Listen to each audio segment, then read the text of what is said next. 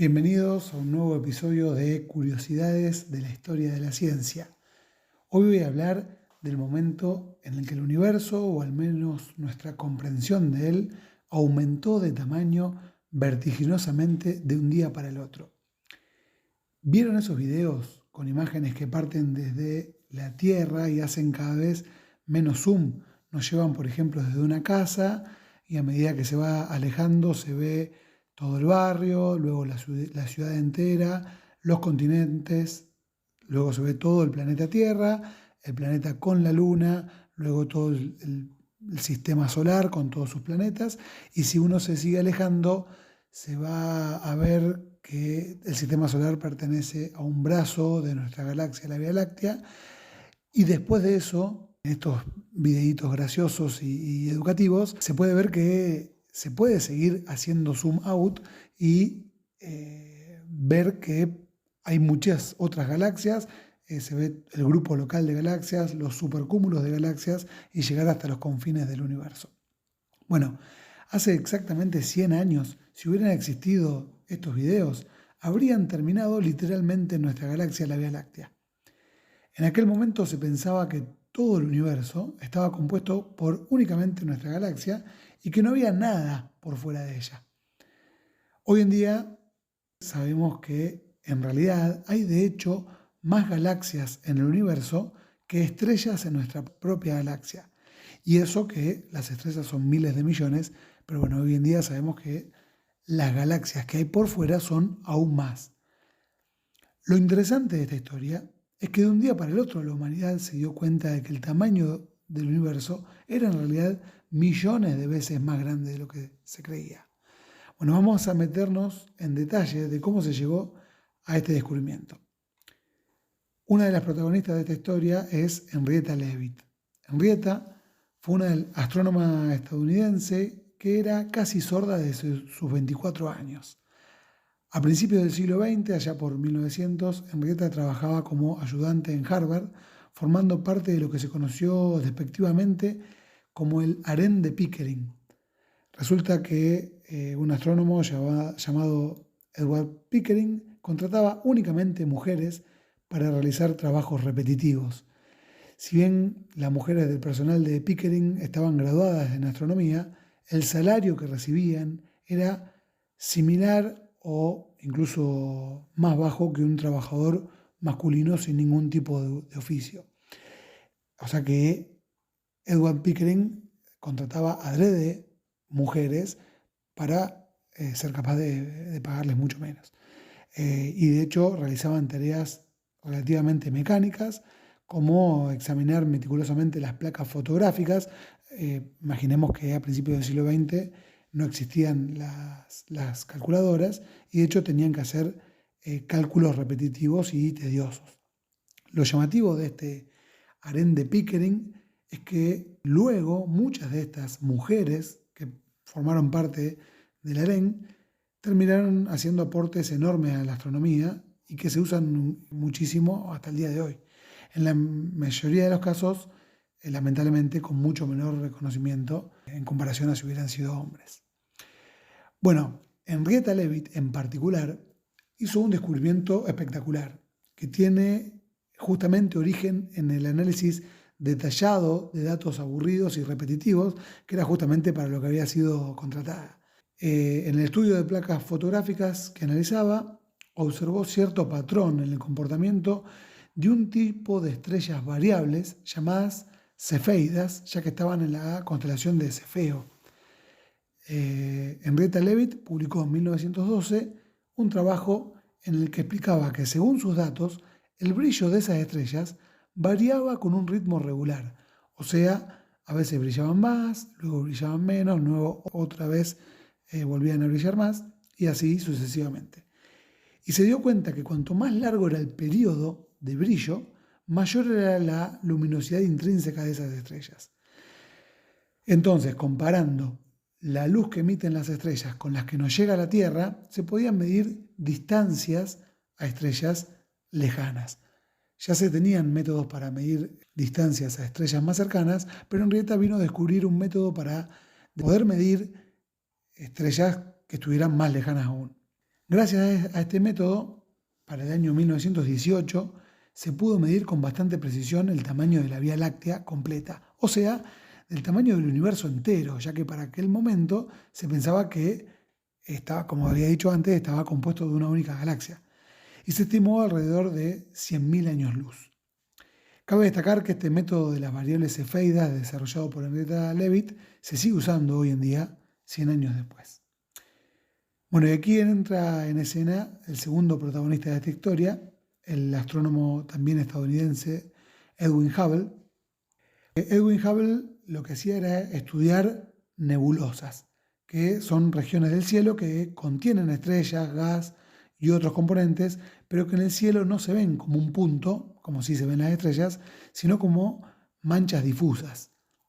Por entonces, la forma y el tamaño de las nebulosas se conocía razonablemente bien, pero se pensaba que todas las nebulosas formaban parte de nuestra galaxia, que era lo único conocido hasta ese momento, ¿no? Y en 1924, Hubble se dio cuenta de que la nebulosa de Andrómeda había estrellas del tipo cefeidas. De hecho, comenzó por la nebulosa de Andrómeda porque es de las nebulosas más brillantes, que incluso es visible a simple vista. Y usando la ley para medir distancias que había desarrollado Henrietta Leavitt, pudo calcular la distancia y que estimó en 1,5 millones de años luz. Y es ahí donde, de golpe, el universo conocido se hizo al menos 10 veces más grande en comparación a lo que se conocía. Piensen que el universo conocido, compuesto por la Vía Láctea únicamente, contenía 100 años luz y pasó a tener como mínimo 1,5 millones de años luz, de un día para el otro. Y no solo eso, sino que demostró por primera vez que esta nebulosa en realidad no era otra cosa que otra galaxia como la nuestra, que ya no era la Vía Láctea la única galaxia, sino que allá teníamos otra galaxia completamente ajena y diferente a la nuestra. Imaginen ustedes el grado de sorpresa para la comunidad científica al descubrir que nuevamente la Tierra pasaba a formar parte de un rincón todavía más pequeño del universo, que es mucho más vasto de lo que se creía. Como si fuera poco, luego de Andrómeda, Hubble estudió muchas otras nebulosas que eran menos brillantes y vio que la mayoría de ellas efectivamente eran galaxias también, y que eran galaxias que estaban aún más lejos que la galaxia de Andrómeda, y que entre medio de galaxia y galaxia había simplemente un montón de vacío, o sea, un montón de nada. Entonces, además de determinar que existe un número maravillosamente alto de galaxias, Hubble descubrió que la enorme mayoría de ellas se estaban alejando de nosotros. Y eso lo hizo por el famoso efecto Doppler, que se refiere al cambio de frecuencia de una onda cualquiera producido por el movimiento relativo de la fuente respecto del observador. Para esto recordemos que tanto el sonido como la luz son ondas. En el sonido podemos percibir el efecto Doppler, por ejemplo, cuando escuchamos el ruido de un auto o una ambulancia que se acerca y luego se aleja.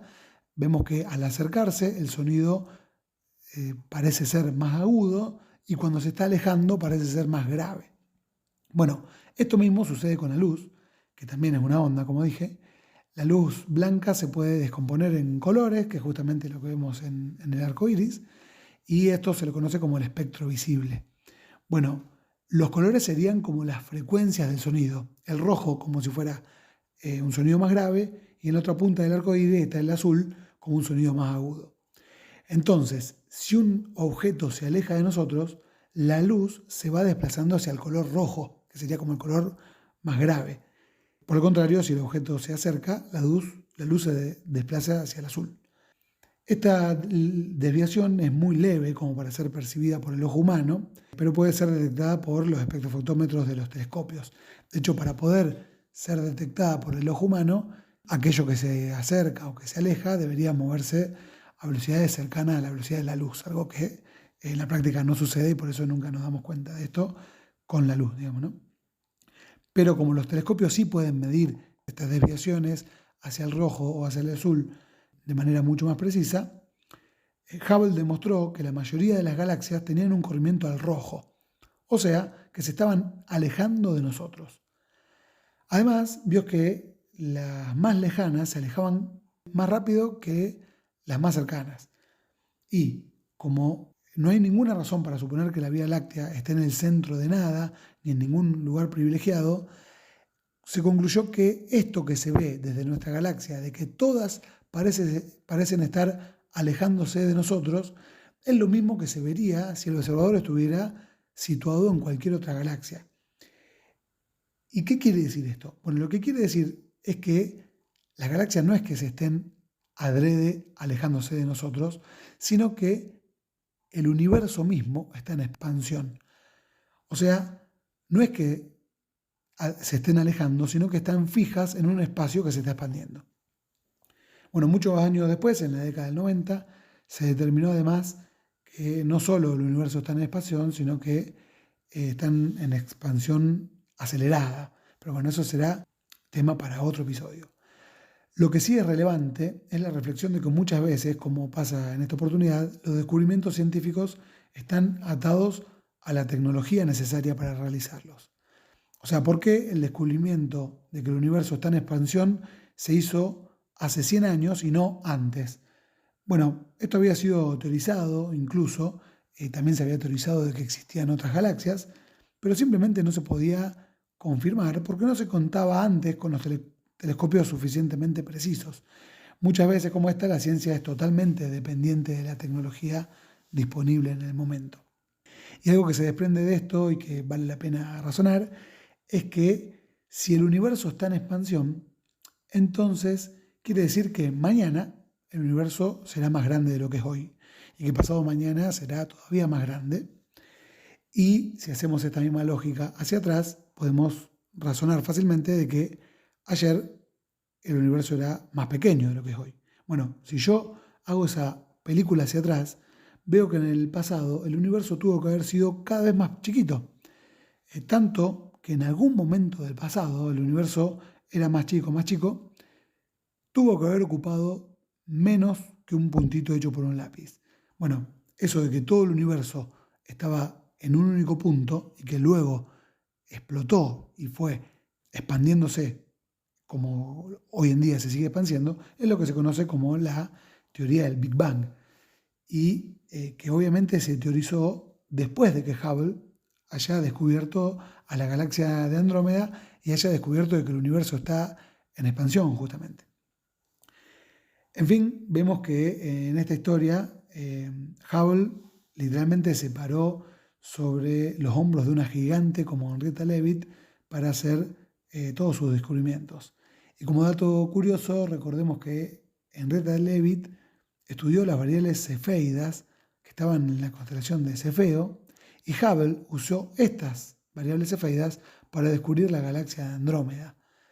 En la mitología griega, Andrómeda es nada menos que la hija de Cefeo.